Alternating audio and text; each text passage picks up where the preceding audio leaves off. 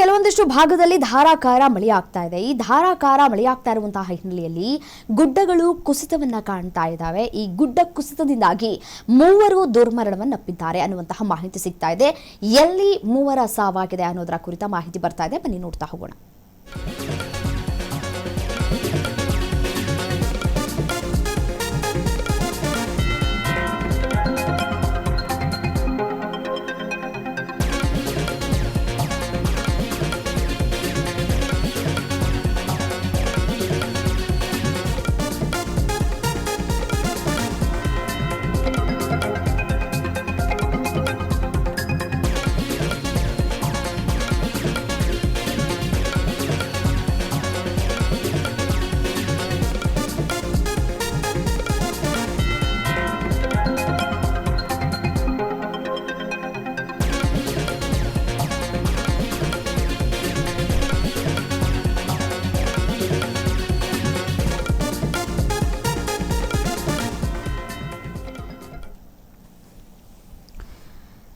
ನೋಡಿ, ದೃಶ್ಯಾವಳಿಗಳಲ್ಲಿ ಗಮನಿಸ್ತಾ ಇದ್ದೀರಿ. ಧಾರಾಕಾರ ಮಳೆಗೆ ಯಾವ ರೀತಿಯಾಗಿ ಗುಡ್ಡ ಕುಸಿತವನ್ನ ಕಂಡಿದೆ ಅಂತ ಹೇಳಿ ಒಂದೇ ಕುಟುಂಬದ 3 ಗುಡ್ಡ ಕುಸಿತದಿಂದಾಗಿ ಸಾವನ್ನಪ್ಪಿದ್ದಾರೆ.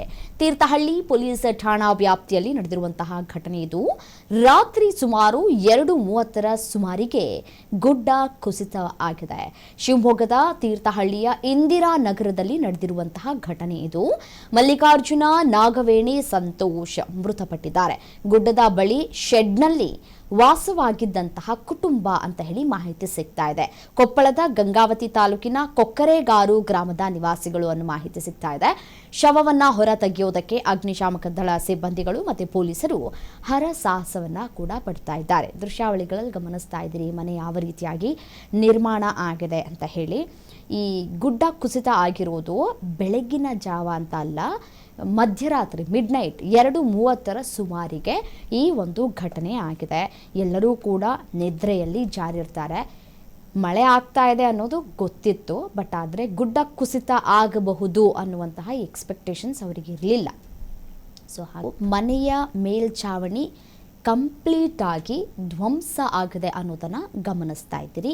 ಶೆಡ್ಡನ್ನು ಹಾಕೊಂಡಿದ್ರು ಅನ್ನುವಂತಹ ಮಾಹಿತಿ ಸಿಗ್ತಾ ಇದೆ. ಶೀಟ್ನಲ್ಲಿ ಶೆಡ್ ಹಾಕೊಂಡಿದ್ರು ಅನ್ನುವಂತಹ ಮಾಹಿತಿ ಸಿಗ್ತಾ ಇದೆ. ಸೊ ಹಾಗಾಗಿ ಒಮ್ಮೆಲೆ ಗುಡ್ಡ ಕುಸಿತ ಆಗಿರುವಂತಹ ಹಿನ್ನೆಲೆಯಲ್ಲಿ ಆ ಫೋರ್ಸಿಗೆ ಸ್ಥಳದಲ್ಲೇ 3 ಸಾವನ್ನಪ್ಪಿದ್ದಾರೆ. ಒಂದೇ ಕುಟುಂಬದ 3 ಸಾವನ್ನಪ್ಪಿದ್ದಾರೆ ಅನ್ನುವಂತಹ ಮಾಹಿತಿಗಳು ಕೂಡ ಲಭ್ಯವಾಗ್ತಾ ಇದೆ.